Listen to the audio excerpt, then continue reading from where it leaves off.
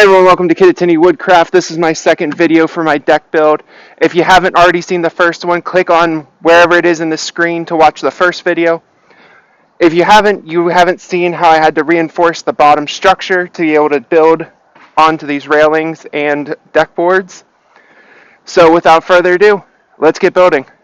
So even though it doesn't really have to be said, obviously the first thing you need to worry about when you're building your handrails for your deck is going to be your posts.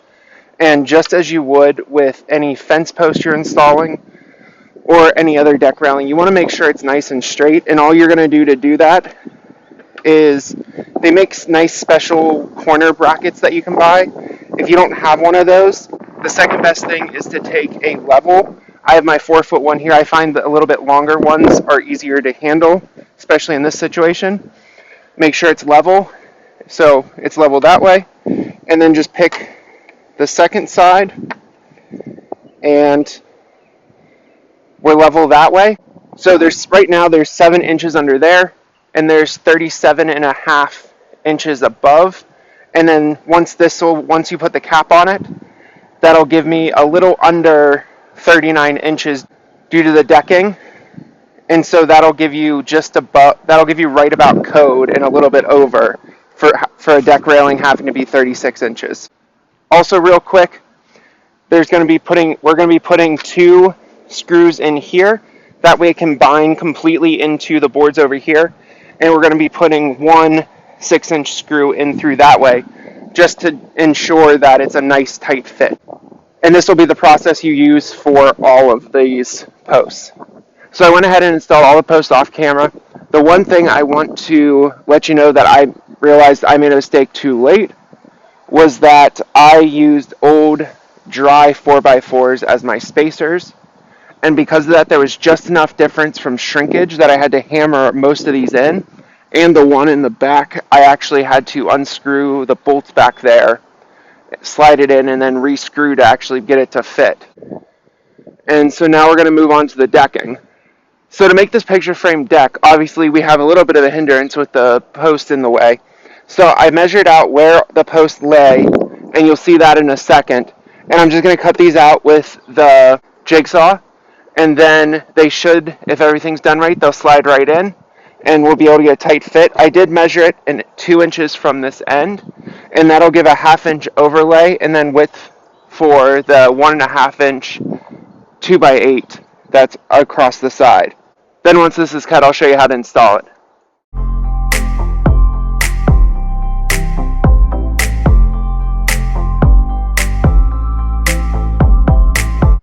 So I have the first deck board cut. I did actually have to cut a second one because this popped off while I was trying to fit it. And the bigger problem though was that this notch, after cutting, I realized should have been right here, and there shouldn't have been this little notch right here. So I don't know how I ended up measuring that wrong, but it was measured wrong. It was measured about 3/4 of an inch too short. But now I'm going to go ahead and install this one because it's fit at that corner. All these 4x4s fit. And to do that, I'm using this system.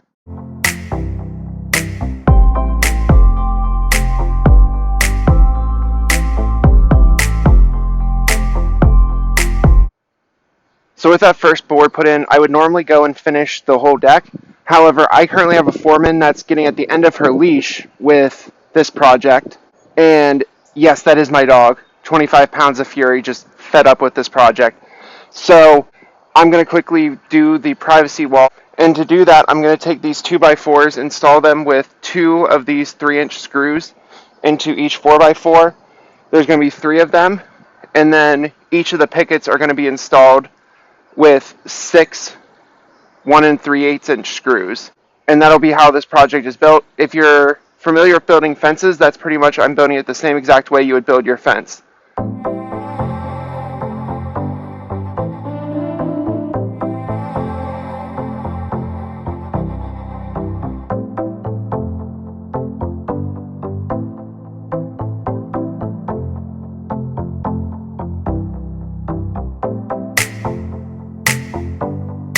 The one thing I want to do before we get back to the decking is I just want to say, whenever you're doing a project that terminates by a house, I recommend starting at the farthest side and working your way in. That way you get nice, clean, full boards at the end.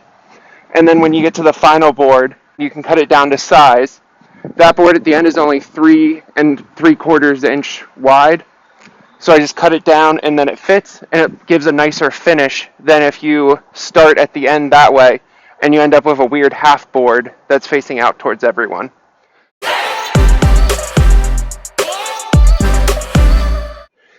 Here's the Foreman I was talking about, 25 pounds of pure fury. Off camera, I installed the front facing board and I installed about 8 of the boards behind. The one thing was I ended up cutting this about 1/4 inch short. So I just attached a filler piece and attached that with 2 of the screws that I used for the deck boards. You'll see that picture in a second. So let's get back to finishing this deck.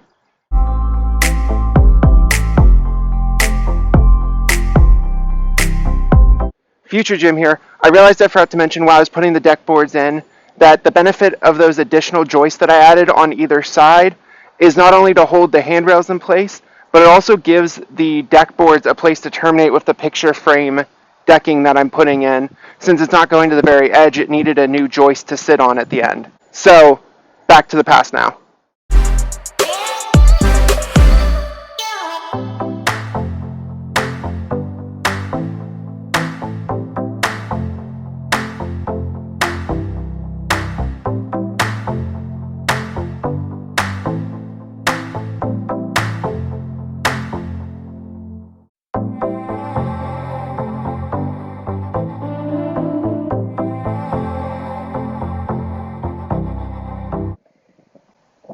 We now have the whole deck down, and I know you haven't seen a close-up, so I'm going to do that right now.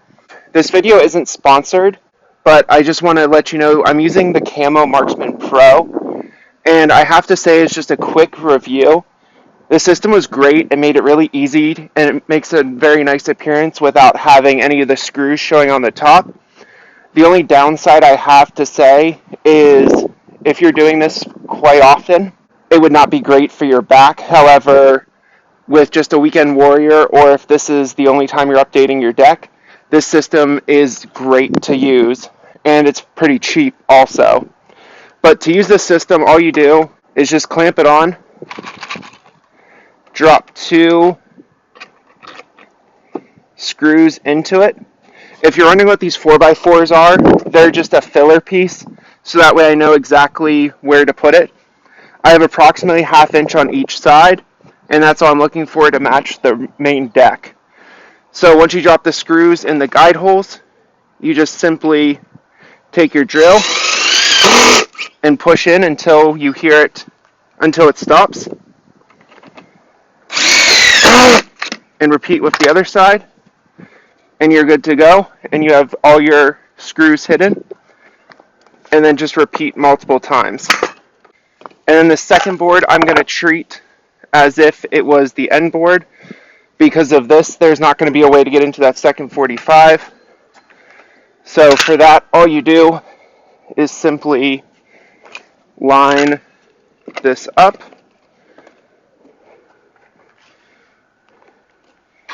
Drop only 1 screw in the 45-degree side that you can do.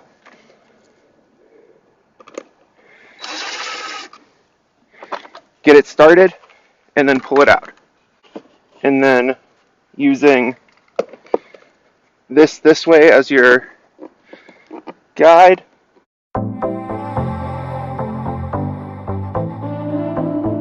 you then take 1 screw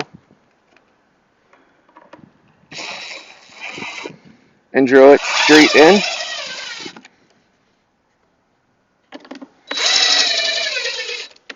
Finish screwing that 45 degree.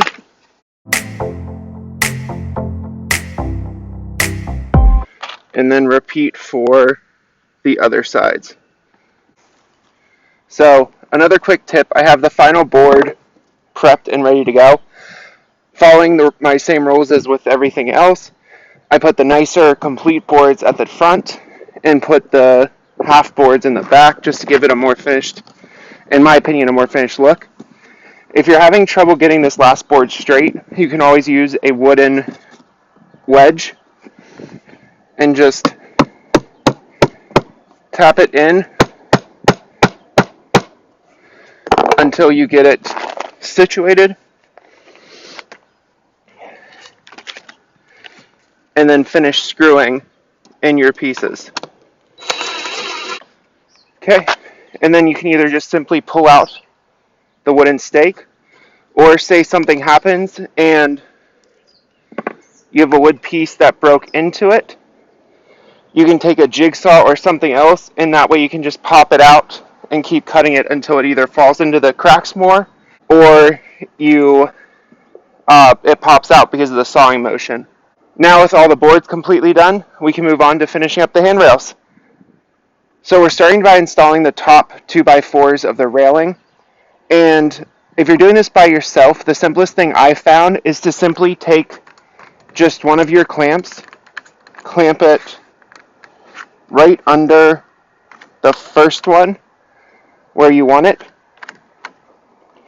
and then take your second clamp, and with the second clamp you actually come and put this one in its final spot.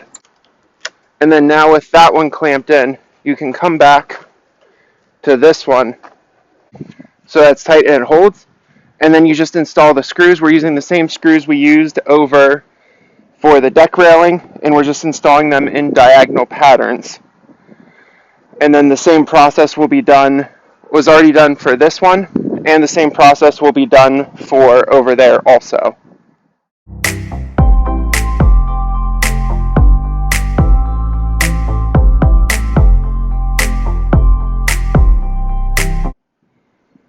So off camera, I installed all the bottom 2x4s and put in this side of the banister.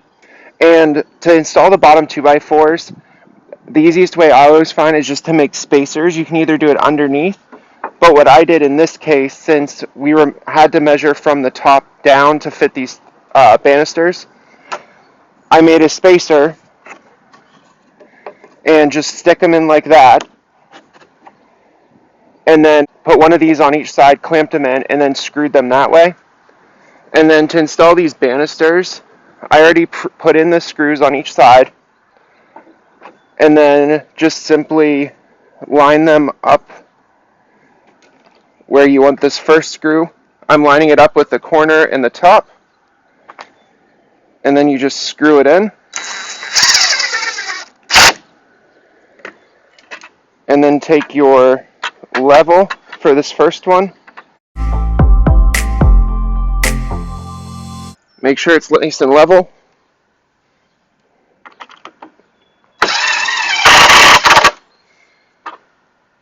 And then put that one in. For the second one, most of these will be spaced out 3.5 inches wide. However, this comes out to an extra 1/2 inch over what I would need.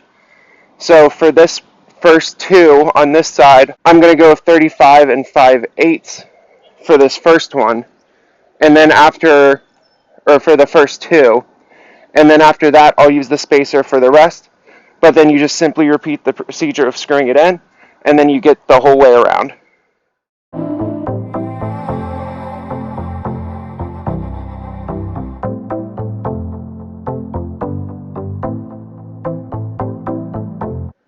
I finished putting up the banisters. One just quick thing is, if you're worried about spacing and you can't quite figure them out to be all equal, if you put different sizes right next to each other that aren't drastically different, the mind will play a trick and they'll look pretty much the same.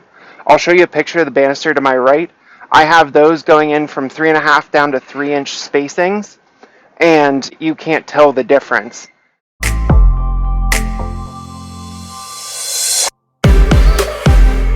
So the only thing left then is I went ahead and put the caps on. I do have a slight gap in the 45-degree angle over there. However, if it gets any bigger or it doesn't start to look as well, I'll probably just fill it in with caulk or something. And I did screw all these on. I used the deck screws again for these. And the only last thing I'm going to show you real quick is I screwed up this board, and I actually had to go back and redo it for that one switch the boards, I mean, and I actually ended up cutting out the corner of that one. So we got ahead of ourselves and we left about 2.5 extra inches on. So I'm just going to quickly do that, just using a speed square as my guide and using this. I'm going to set it for just an inch, a little over an inch and a half, since that's all the thicker 2x8s are. As I mentioned, use the speed square as my guide, and then